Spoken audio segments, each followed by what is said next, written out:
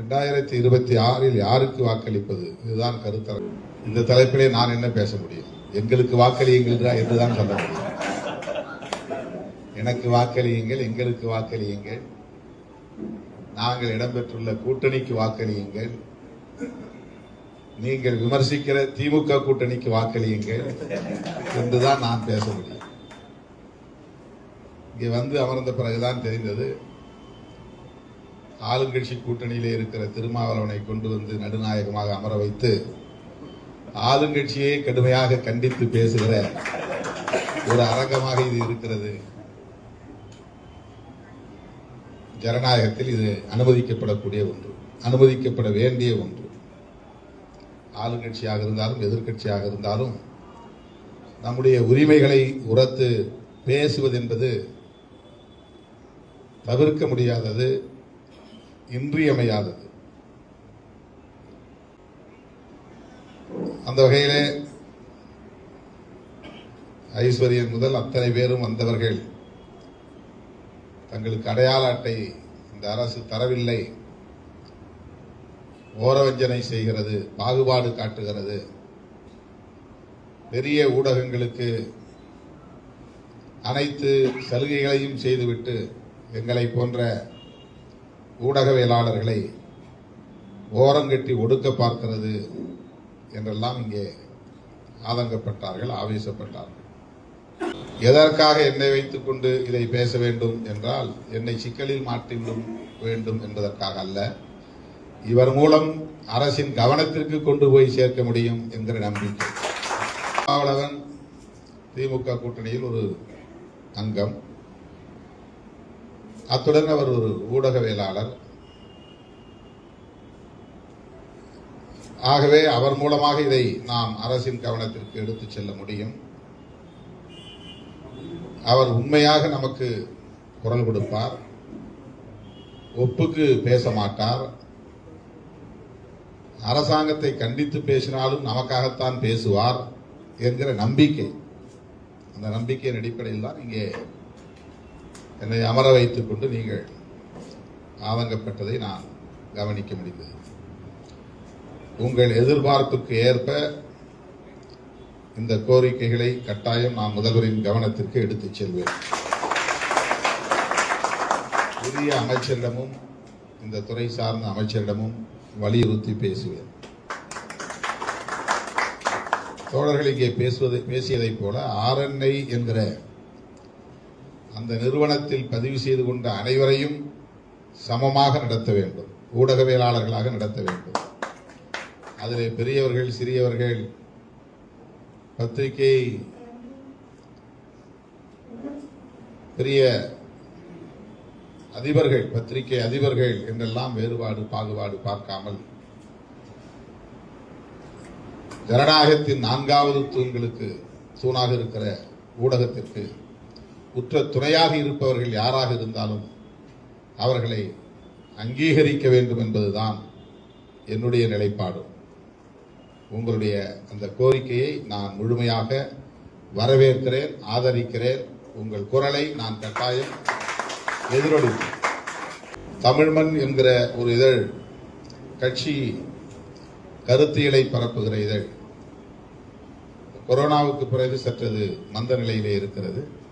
5 ஆண்டுகளாக அதை எங்களால் மறுபடியும் மீட்டு கொண்டு வர முடியவில்லை, கவனம் செலுத்த முடியவில்லை. ஏறத்தாழ 25,000 சந்தாதாரர்கள், கட்சி தொண்டர்கள் அந்த பத்திரிகைக்கு ஆயுள் சந்தாதாரர்களாக இருக்கிறார்கள். மாத இதழ் தான் அது. அதனுடைய ஆசிரியராக நான் பணியாற்றி வருகிறேன். தாய்மண் என்ற பெயரில் அந்த இதழ் தொடங்க பெற்றது.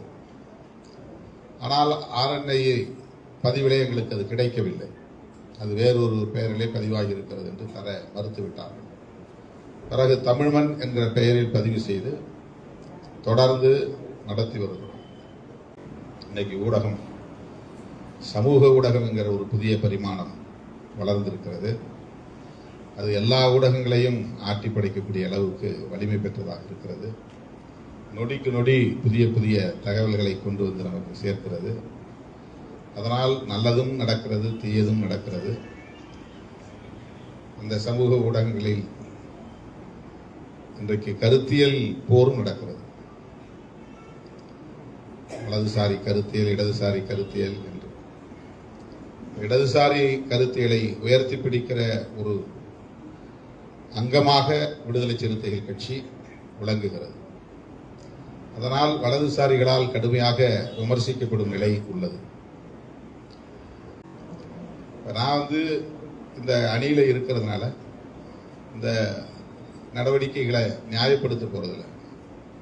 நாங்கள் திமுக அணியில இருக்கிறதுனால திமுக அரசு உங்களுக்கு அடையாள அட்டையை தர மறுக்கிறது, இதர சலுகைகளை தர மறுக்கிறது என்று சொன்னால் அது ஜனநாயகபூர்வமான கோரிக்கை என்கிற அடிப்படையில் பாதிக்கப்படுகிற உங்கள் பக்கம் நின்று பேசுவதுதான் என்னுடைய கடமை. உங்கள் குரலை எதிரொலிப்பதுதான் என்னுடைய கடமை. நிச்சயமாக இது முதல்வரின் கவனத்திற்கு சென்று அவர்களுக்கெல்லாம் சின்ன சின்ன பத்திரிகைலாம் செய்யாதீங்க, அவங்க எல்லாம் பத்திரிகை நடத்த மாட்டாங்க அப்படின்லாம் அவங்க யாரும் அப்படி சொல்லியிருக்க வாய்ப்பு இல்லை. இது பியூரோக்ராட்ஸ் எடுக்கிற முடிவாக தான் இருந்திருக்க முடியும். அதிகார வர்க்கம் ஒரு ஸ்ட்ரீம்லைன் பண்றங்கிற முறையில் அவங்க சில நடவடிக்கைகளை மேற்கொள்வாங்க. ஆட்சியாளர்கள் அப்படின்னா மொத்தமா அரசியல் மக்களால் தேர்ந்தெடுக்கப்பட்ட பிரதிநிதிகள், அதிகாரிகள் எல்லாம் சேர்ந்துதான் ஆட்சியாளர்கள். மக்களால் தேர்ந்தெடுக்கப்படுகிறவர்கள் 5 ஆண்டுகளுக்கு ஒரு முறை மாறி மாறி வருவாங்க. அதிகாரிகள் அப்படி அங்க நிலையா இருப்பாங்க. இப்போ மாறி மாறி வருகிற போது அதுக்கு தகுந்த மாதிரி அதிகாரிகள் மாற முடியாது. அந்த அதிகாரிகள் எப்படி ப்ராட்டப் ஆகி வந்தாங்களோ அப்படிதான் இருப்பாங்க. இந்த பியூரோக்ரசி அல்லது பியூரோக்ராட் ஆட்டிடியூட் அப்படிங்கிறது எப்பவும் அப்படியே ஸ்டாண்டர்டா இருந்துட்டே இருக்கும். சில அதிகாரிகள் ஆளுங்கட்சிக்கு ஏற்ப உயர் அதிகாரிகள் ஒத்துழைப்பாங்க, அதுக்கு கீழே இருக்கிறவங்க அப்படி ஒத்துழைப்பாங்கன்னு சொல்ல முடியாது. அதனால இப்படி சில முடிவுகள் எடுக்கிற போது அவங்க சட்டப்பூர்வமாக சொல்லுவாங்க, இல்லை இப்படிதான் இதுதான், அதனால இப்படிதான் நாங்கள் முடிவு எடுக்க முடியும், இது மாதிரி ஃபினான்ஸ் பிரச்சனை இருக்குது, அதனால நாங்கள் இப்படிதான் முடிவு எடுக்க முடியும் அப்படின்னு சில காரணங்கள் அவங்க சொல்லுவாங்க. இப்போ மக்களால் தேர்ந்தெடுக்கப்பட்ட சட்டமன்ற உறுப்பினர்களோ அல்லது அமைச்சர்களோ அல்லது முதலமைச்சரோ பியூரோக்ராட்ஸுக்கு ஒத்துழைச்சு போற நிலையும் வரும். நமக்கு பார்த்தா என்ன தோணும்னா, மக்களால் தேர்ந்தெடுக்கப்பட்டவர்களை தான் நம்ம டார்கெட் பண்ணுவோம், இந்த அரசு, இந்த முதல்வர்.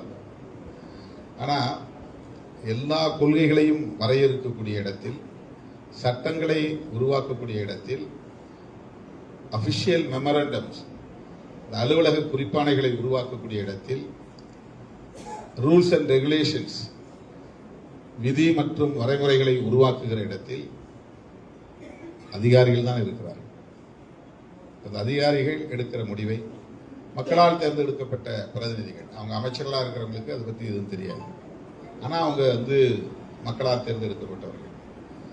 அப்போ அவங்க பாலிசி அடிப்படையில் சில நிலைப்பாட்டை எடுக்க முடியும். ஆனால் பியூரோக்ராட் செய்யக்கூடிய எல்லா வேலைகளையும் அவங்களால இன்டர்வீன் பண்ண முடியாது. அதிகாரிகள் எடுக்கிற முடிவில் எல்லா வேலைகளையும் இன்டர்வீன் பண்ண முடியும். இப்போ ஒரு சட்டம் வேணும், எனக்கு சட்டம் வேணும்னு தான் நான் சொல்ல முடியும் அமைச்சராக இருந்து. ஆனால் அந்த சட்டத்தை எப்படி கொண்டுட்டு வரணுங்கிறது பியூரோக்ராட்ஸ் தான் வரும்.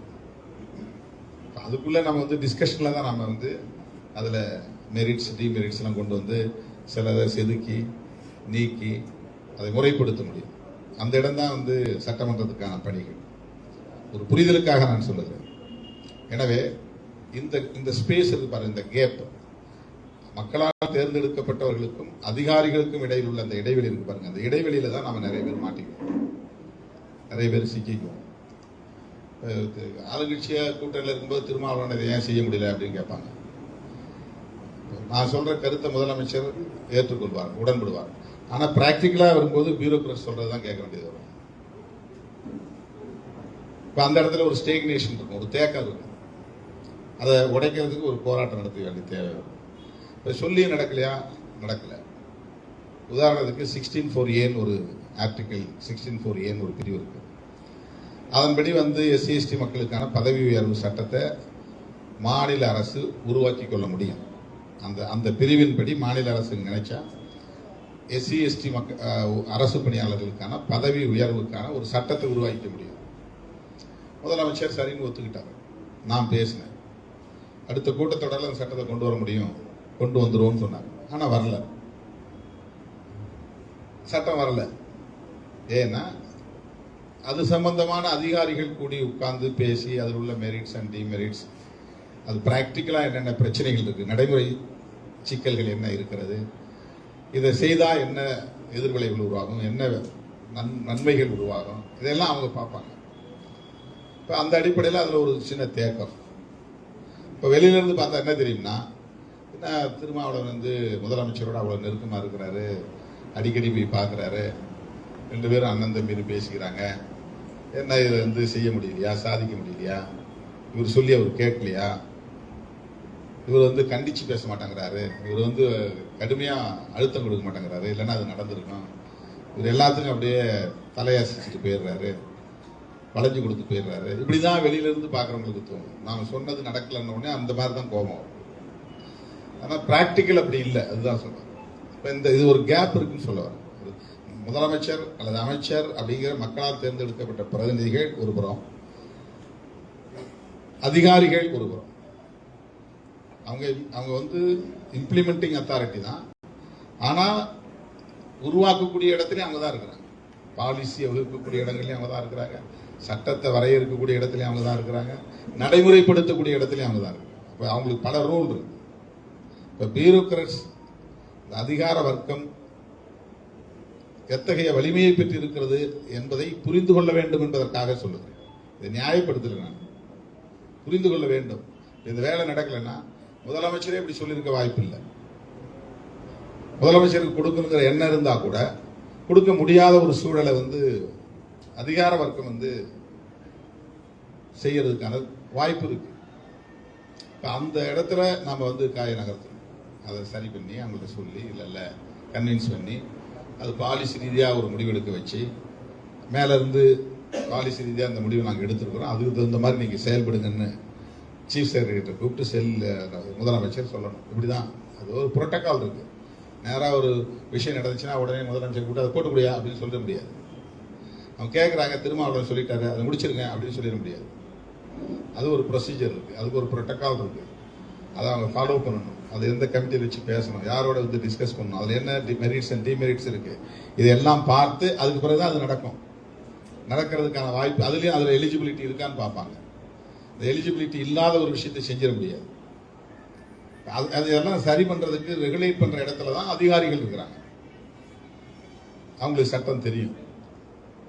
ஆகவே உங்களுடைய கோரிக்கை, வாக்களிப்பதுங்கிறது உங்கள் உரிமை, அது யாருக்கு வேணாலும் வாக்களிங்க, அது பிரச்சனை இல்லை. ஆனால் உங்கள் கோரிக்கை, உங்களுக்கு அடையாள அட்டை வேண்டும், அதை பெற்றுத் தருவதற்கு என்னாலான அனைத்து முயற்சிகளையும் மேற்கொள்வேன் என்பதை சொல்லி